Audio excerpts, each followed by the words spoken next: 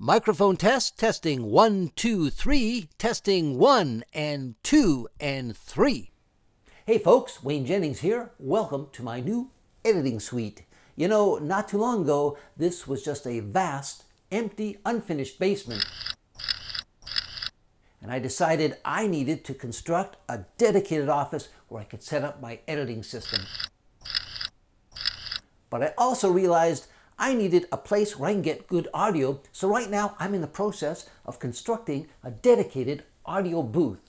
Now behind this door is what looks to be a regular closet, and indeed when I go to sell the house years from now, I can say, yeah, this is a bedroom or an office and this is a storage closet, but for now it's going to become an audio booth. So I've added a few extra things. For instance, I've put in a light switch, and we have an LED light in here, so there's lots of light, so I'll be able to see what I'm doing. I've also added down here an electrical outlet, so I can plug in a monitor. And way down in the corner, it looks like a mouse hole, but that is actually a conduit that goes through, so I can run my audio and video cables out to my computer. Now, as it is right now, this room is extremely echoey. There are just bare walls in here. Sound bounces all over the place. If you do the clap test, oh, my goodness, that sound just bounces and bounces. So what we're going to have to do is treat the walls with some acoustic foam. I have some material here that we'll be putting on the walls. This helps to absorb various frequencies and keep that sound from bouncing all over the place. We also want to treat the room for soundproofing. Things like the door here. Most doors are hollow, which this one was, but we drilled some holes in here and sprayed foam inside. So now this door acts as a bit of a sound barrier. And to further soundproof the studio, here we are on the back side. This is the back wall, and this insulation is called Rockwool, and it's a special soundproofing insulation. So this whole wall, even the ceiling, has this material. Because behind the camera here, there's a furnace, so that generates noise or noise out in the street. I don't want that noise coming into the studio. And also, when I'm in there yakking away, I don't need my voice coming out into the rest of the house. So I plan on repurposing this old monitor and mounting it on the wall here. This is not even full HD. It's like 12 or 13 years old. It's 1440 by 900 lines of resolution. But for scripts, that'll be good enough. And I'm going to mount it in this vertical position on the wall there. This is so old it only has a VGA input, but my computer has DisplayPort outputs. But I found this on Amazon. You have VGA on that side and DisplayPort on this side. So I'm just going to run this cable through that mouse hole, be able to hook that computer monitor up. I'm also going to mount a little shelf in here. I'll put that just underneath the monitor, and then that way I can bring in my wireless keyboard and my wireless mouse. And when the script's on there, I can just scroll through it, or if I need to make changes, I'll have the keyboard. I can do that as well. Of course, we'll need some kind of microphone to record your voice. These first two are condenser microphones. This is a digital audio recorder. All of these will get you good sound. Let's start at this end. This is a good option. This is a condenser microphone made by Behringer, and this uses the XLR connection on the bottom. And this has pretty much been the industry standard for decades, these XLR inputs. They use these heavy-duty cables that plug in like so. 3 wires grounded so you don't get any interference. But this is an analog device going through the wire. So what you have to do is convert it to a digital signal that your computer understands. So you need something like a audio interface, or in this case, a USB mixer. So you plug it into there. Now this mixer takes that analog signal, converts it to a digital signal, and the USB output on the back here sends it to the computer. The big advantage to this system is you have multiple inputs, and you have mechanical knobs that you can actually turn to adjust the input level. You can also adjust the equalization and add special effects. Next up is another condenser microphone, but unlike the first one, this uses a different connection. It uses a USB plug that plugs right into the bottom of the microphone.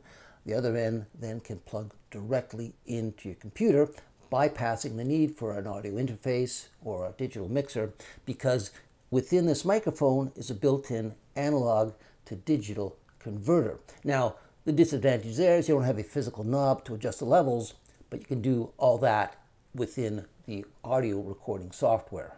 And another option to look at is a digital audio recorder. It has a built-in memory card that records all your audio. So why would I want to use a separate digital audio recorder? Well, there are several reasons. I mean, these do record very good sound, and they have stereo mics in the top. So if you're looking for a stereo recording, instead of setting up two of these microphones, you can just use one of these recorders. The other advantage, some people actually use this in conjunction with your microphone in order to have a backup. And also, I tend to use these in the field a lot, which means that audio is going to have a certain tone. And if I want consistency by using this in the sound booth, I'm going to keep that level of tone. The voice that I'm recording will be similar throughout the whole production. Now you're going to need some kind of stand to put your microphone on, and that could be something as simple as this desk stand. After all, there will be a little shelf in there. Or you could go with a floor-mounted microphone stand like this. Just gives you more height options.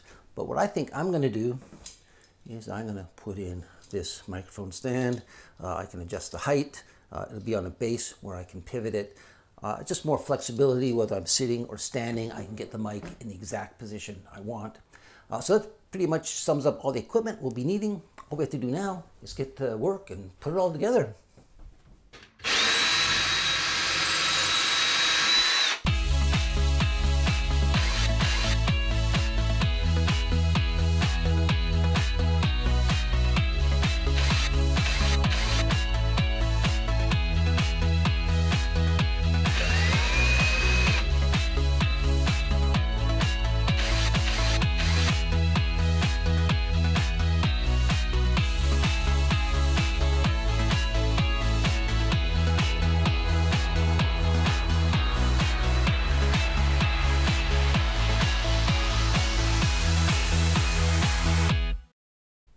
All right, so now it's starting to look like a professional audio booth. I have my little shelf with my keyboard and mouse.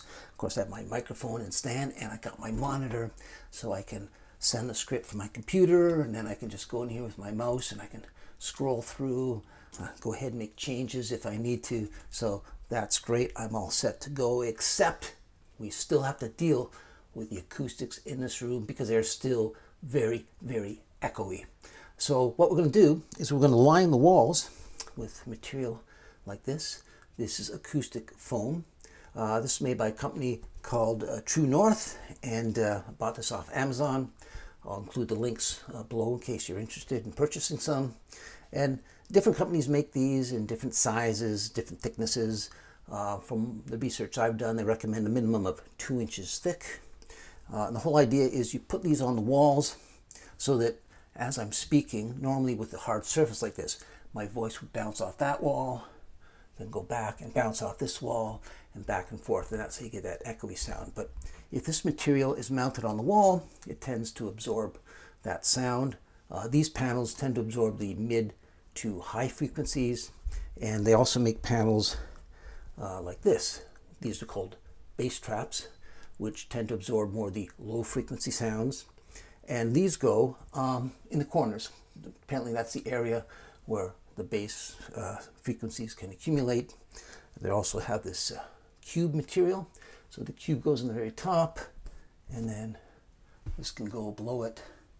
And that should help with the lower frequency sounds. Now, where you put these panels in the room and how many you put is up for debate. Some websites suggest you cover the whole room. Others say between 50 and 80% coverage. I think it's just a matter of trial and error. So that's what I'm going to do. I'm going to place some at least above the monitor and down to the shelf here, just so it covers the area where my voice is projecting. Now, as far as adhering this material to the wall, you have different options. You can spray some adhesive on the back. Apparently that works really well until you have to remove them, and then it's a real sticky mess. These also come with little self-adhesive tabs that you can stick on. Some people say that works great, and then a week or two later they tend to fall off. So what I'm going to do is I'm actually going to use these little things. It's called a T-pin. I don't know if you can see that, but it's just a little pin with like a T-shaped head. And if you have just drywall, it's really easy. It just pushes through the foam and pushes into the drywall like so. It stays there. You only need one per panel. That way you can experiment. If the sound needs to be tweaked a bit, you can move the panels up, down, move them all around. Really, really easy way. So what I'm going to do now is get to work, start putting all the acoustic foam in this audio booth.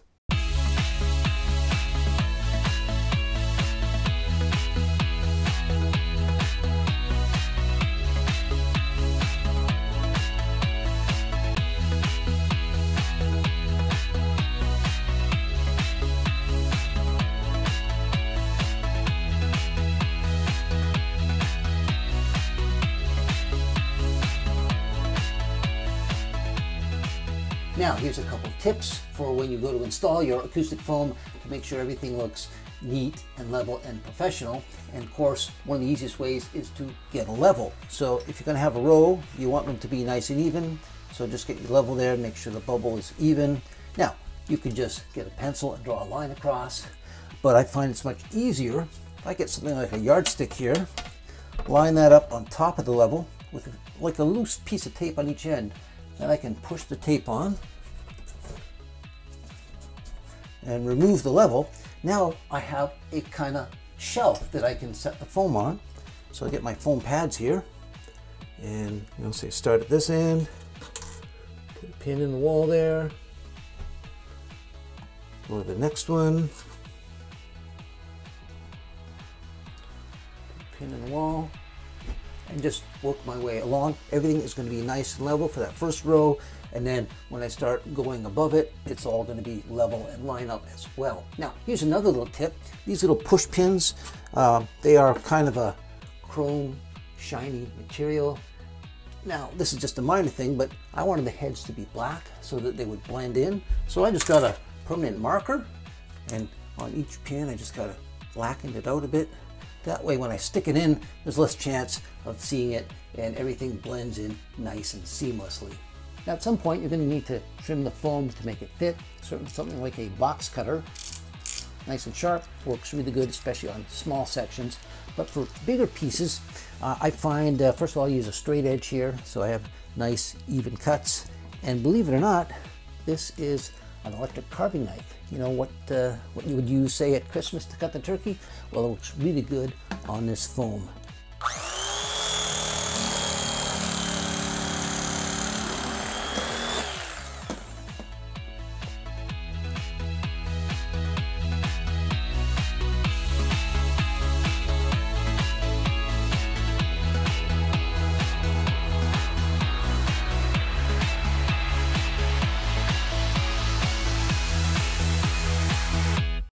So here's a little before and after audio test. Right now, as you can see, there is no acoustic foam on the walls.